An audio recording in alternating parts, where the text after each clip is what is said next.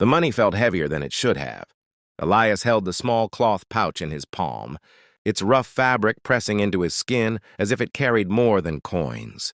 Across from him stood Henry Calder, a man worn down by years of drought, debt, and quiet shame. Henry's hands were open, hesitant, as though he wasn't sure he deserved to take what was being offered. Beside him, his daughter Clara stared at the ground, her fingers clenched into the faded brown of her dress. Dust hung in the air, glowing in the late afternoon light. Cattle shifted behind them, their slow movements punctuated by the occasional lowing. The ranch had once been full of life, laughter, and promise. Now it felt like a place waiting to be forgiven. "Take it," Elias said gently. Henry looked up, his eyes clouded with something between pride and desperation. "I can't," he replied. His voice was thick. "Not like this." "You can," Elias said. "And you should." Clara glanced up at him then, her eyes sharp despite her youth. There was something familiar in that look. Elias felt it in his chest before he understood why. Henry swallowed. "I told myself I'd never accept charity." "This isn't charity," Elias said. "It's a debt being paid." Henry frowned. "I don't understand." Elias closed his fingers around the pouch for a moment, grounding himself in the present. The past was always there, pressing at the edges of his thoughts, but today it felt especially close. "Years ago," he said, "you helped someone when you didn't have to. You didn't ask for anything in return." Henry's brow furrowed as he searched his memory. "I've helped a lot of folks," he said quietly. "I know," Elias replied. Clara studied Elias now, curiosity softening her guarded expression. "Papa," she said, "maybe we should listen." Henry hesitated, then slowly reached out. His fingers brushed the pouch, then pulled back, as if afraid it might disappear. "Who are you?" he asked. Elias exhaled. The truth had lived in him for years, heavy and unresolved. "My name is Elias Turner," he said. "But once, a long time ago, I was just a boy passing through with his mother." The memory unfolded as vividly as if it were happening again. He had been 9, his legs aching from walking, his mother's hand tight in his. They had lost everything when his father died. The farm sold to cover debts that never seemed to shrink. The road had been long and cruel, and hunger had become a constant companion. When they reached this ranch, his mother had collapsed at the gate, her body finally surrendering.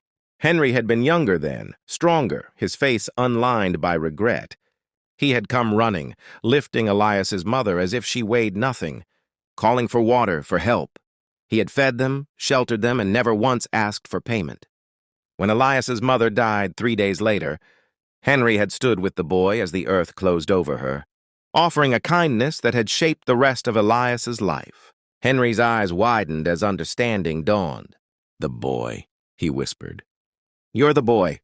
Elias nodded. "You gave us food when you barely had enough.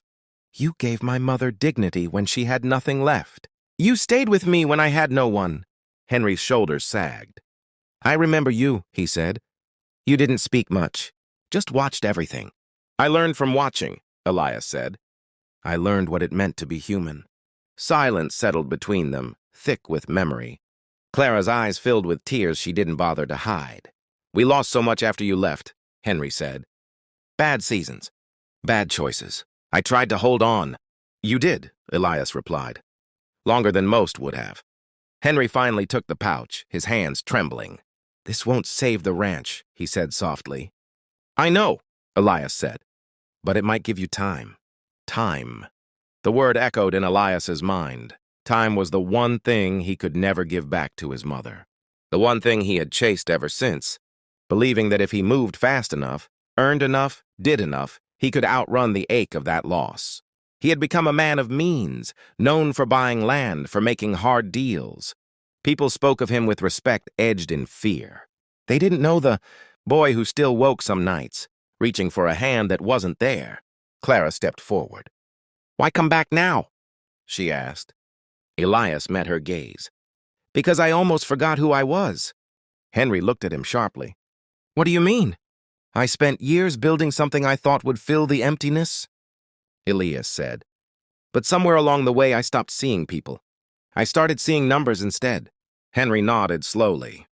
"That kind of success can make a man lonely." "It already did," Elias said. The wind shifted, carrying the scent of hay and dry earth. Elias felt the weight in his chest ease slightly, as if speaking the truth had opened a window inside him. "I'm selling my holdings," he said suddenly. Henry stared at him. "All of them?" "Most," Elias replied. "I've kept enough to live simply. The rest will go where it's needed." Clara's eyes widened. "Why?" "Because I don't want to become someone my mother wouldn't recognize," Elias said. Henry let out a shaky breath. "You don't owe us your life." Elias shook his head. "No, but I owe the world the man I promised myself I'd become." The ranch appeared smaller than Elias remembered, as if time had slowly pressed it into the earth. The wooden fence leaned inward, tired but still standing, and the barn carried the same deep scars of weather and years of labor. The air smelled of dust, dry grass, and something older, something that reminded him of hunger and survival. Elias reined in his horse at the edge of the property and sat there for a long moment, breathing steadily. He had imagined this return many times, but imagination had never captured the weight in his chest or the way his hands trembled now. He had built a life of control, of certainty. Standing here again stripped all of that away. He dismounted and walked forward, boots crunching against gravel. A man stood near the corral, bent over a broken plank, struggling to repair it with tools that looked older than the fence itself. His shoulders were narrower than Elias remembered. His hair mostly gray now, but the posture was unmistakable. "Henry," Elias said. The man straightened slowly and turned. His eyes narrowed at first, suspicious, then widened as recognition flickered like a dying flame catching air.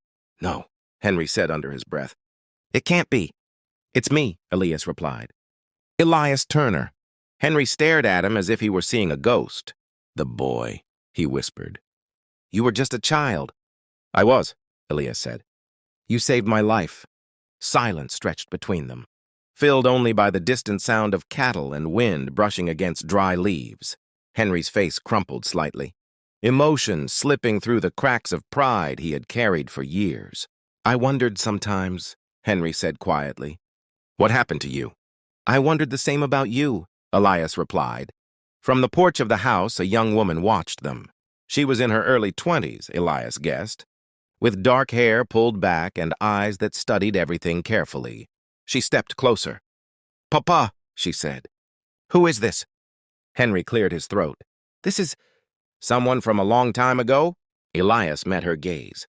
"My name is Elias. I'm Clara," she said, her voice polite but guarded. Henry motioned toward the house. "Come inside," he said. "We shouldn't talk about the past." Standing in the sun, they stood together as the sun dipped lower, shadows stretching across the ground. Elias felt something settle inside him, a sense of alignment he hadn't known in years. When he turned to leave, Clara called after him. "Will you come back?" Elias paused. For the first time in a long while, the future didn't feel like something to conquer or escape. It felt like something to walk into with intention. "Yes," he said. "I think I will." As he rode away, dust rising behind him, Elias felt lighter than he had in decades. The past no longer pulled at him with regret. Instead, it stood beside him, a quiet reminder of where he began and who he chose to be. The road ahead was uncertain, but for the first time he welcomed that uncertainty, not as a threat but as a promise. Inside, the house felt much as Elias remembered, smaller than the homes he now owned, but warmer somehow. The furniture was worn but clean, cared for with intention rather than abundance. A kettle whistled softly on the stove. They sat at the table, 3 generations bound by a moment none of them had fully understood until now. "I didn't come just to reminisce," Elias said finally. He reached into his coat and placed a small pouch on the table. Henry stiffened immediately. "No," he said. "I don't need charity." "This isn't charity," Elias replied. "It's repayment." "For what?" Clara asked. Elias looked at her, then back at Henry. "For the days you fed my mother and me when we had nothing. For the night you carried her inside when she collapsed at your gate. For staying with me when she died." Clara's hand flew to her mouth. Henry lowered his head.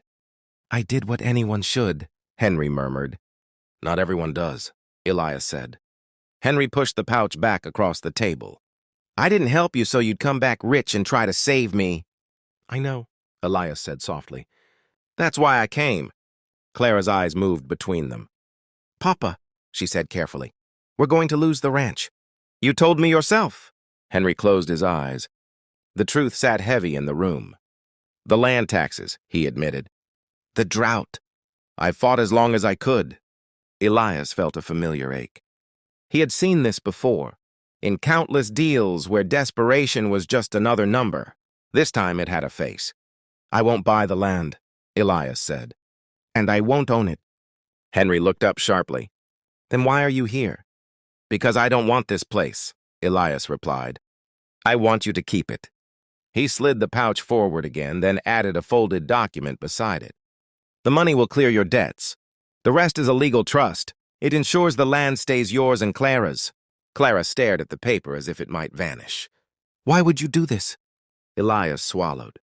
Because I spent years believing success would erase my past. It didn't. It only made it louder. Henry's voice shook. You can't fix everything by giving money. I know, Elias said. I'm not trying to fix the past. I'm choosing who I am now. Silence fell again, but it was different this time. Softer. Clara reached out and took her father's hand. You always told me kindness mattered, she said. Even when it cost something. Henry looked at Elias, really looked at him, and nodded once. Then take a seat, he said. Your family today. Later, as dusk painted the sky in muted colors, Elias stood outside watching the land breathe. Clara joined him, leaning against the fence. You didn't have to come back, she said. I needed to, he replied. She smiled faintly. You gave us more than money.